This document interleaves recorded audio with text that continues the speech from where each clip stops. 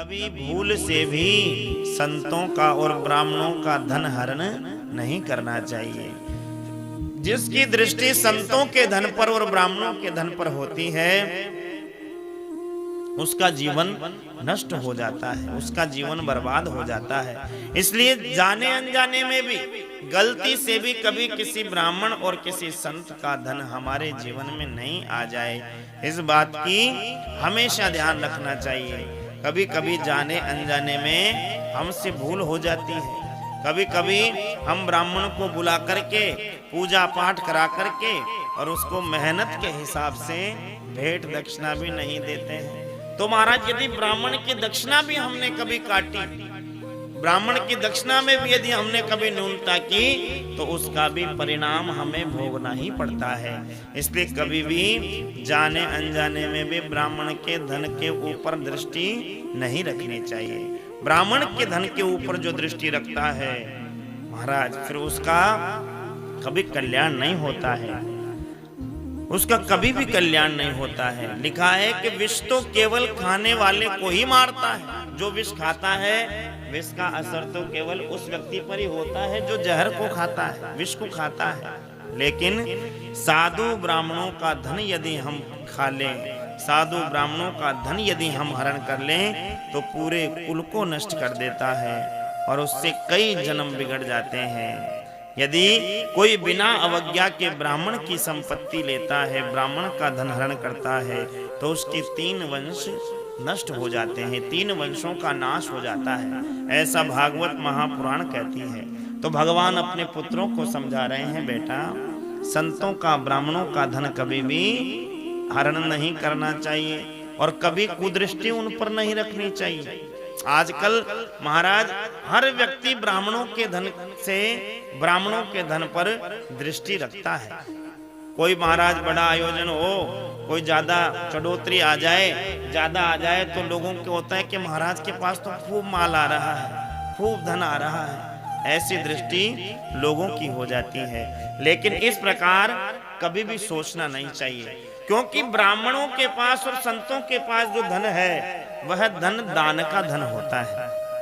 दान देते हैं ब्राह्मण, पूजा पाठ करके, कथा करके, सत्संग करके लोगों से दान लेकर के आते हैं और वह दान का धन लोगों की भलाई में ही खर्च करते हैं। चाहे संत हो चाहे ब्राह्मण हो, वो संत महाराज आश्रम पर ले जाकर के जो धन खर्च करते हैं उसमें भक्तों के ही कल्याण के लिए सारे आयोजन लिखे जाते हैं। अन्न क्षेत्र चलाया जाता है, वहाँ जो यात्री आते हैं उनके भोजन की व्यवस्था की जाती है, ठहरने की व्यवस्था की जाती है, गौ सेवा की जाती है। और ब्राह्मणों के पास जो धन है तो वह ब्राह्मण मेहनत करके, बचपन से वेद का अध्ययन करके, पुराणों का अध्ययन करके और फिर महाराज वह अपनी दक्षिणा लेकर के आता है। ब्राह्मण तो उस धन को गायत्री मंत्र का जाप करके, संध्या वंदन करके पचा लेता है। लेकिन यदि कोई और व्यक्ति उस धन पर दृष्टि डालता है तो वह धन फिर महाराज कुछ ना कुछ हमारे जीवन में विकृति अवश्य प्रकट करता है। इसलिए ध्यान दीजिए, ब्राह्मणों का हमेशा सम्मान करें और ब्राह्मणों को यथा योग्य दक्षिणा प्रदान करनी चाहिए। ऐसे नहीं कि महाराज आजकल सबसे ज्यादा कमी लोगों के मन में ब्राह्मणों के लिए आ गई है और सब चीज में महाराज खूब खर्च करते हैं, लेकिन ब्राह्मण की दक्षिणा का नाम आते ही सबकी महाराज जेब टाइट हो जाती है, सब महाराज सबके दिल छोटे हो जाते हैं। हाँ सत्य बता रहा हूँ, विवाह करेंगे तो विवाह में महाराज डीजे वाले को, बैंड बाजे वाले को, मेहंदी वाले को, डेकोरेशन वाले को, सबको खूब दिल खोल के देंगे, कैमरे वाले को, साउंड वाले को, टेंट वाले को, लेकिन सारी कंजूसी ब्राह्मण की दक्षिणा में ही करते हैं लोग। जो ब्राह्मण, देखिए विवाह संस्कार 16 संस्कार में से एक संस्कार है और विवाह में यदि आप ज्यादा दिखावा नहीं करो और तो भी विवाह हो जाए तो भी कोई आपको ये नहीं कहने वाला कि भैया ऐसा विवाह क्यों किया। लेकिन यदि विवाह में आपके टेंट नहीं होगा तो चल जाएगा, साउंड नहीं होगा तो चल जाएगा, कैमरा नहीं होगा तो भी चल जाएगा, ज्यादा खाना पीना नहीं करोगे, कम करोगे तो भी चल जाएगा, लेकिन मुख्य काम कौन करा रहा है? ब्राह्मण ही तो करा रहा है। यदि विवाह में ब्राह्मण ही नहीं हुआ तो क्या चलेगा? क्या चल सकता है? यदि ब्राह्मण ही विवाह में नहीं है तो फिर विवाह संस्कार संपन्न हो ही नहीं सकता है। लेकिन जिसकी मुख्य भूमिका है, सबसे कम धन उसे ही दिया जाता है, सबसे ज्यादा कंजूसी उसकी दक्षिणा में ही की जाती है। और इसीलिए इस प्रकार यदि होता रहा तो धीरे धीरे ब्राह्मण गुरुकुल में जाना ही बंद कर देंगे, वेद अध्ययन करना, पुराणों का अध्ययन करना ही बंद कर देंगे। क्यों? क्योंकि भाई वो 5-7 साल रहकर आश्रम में पढ़कर आए और जब पूजा अनुष्ठान करने के लिए जब बाजार मार्केट में निकले तो उसे केवल महाराज 1100-2100 रुपए यदि पकड़ाएंगे तो फिर वो काहे के लिए गुरुकुल जाएंगे? फिर वो भी महाराज और पढ़ाया करेंगे।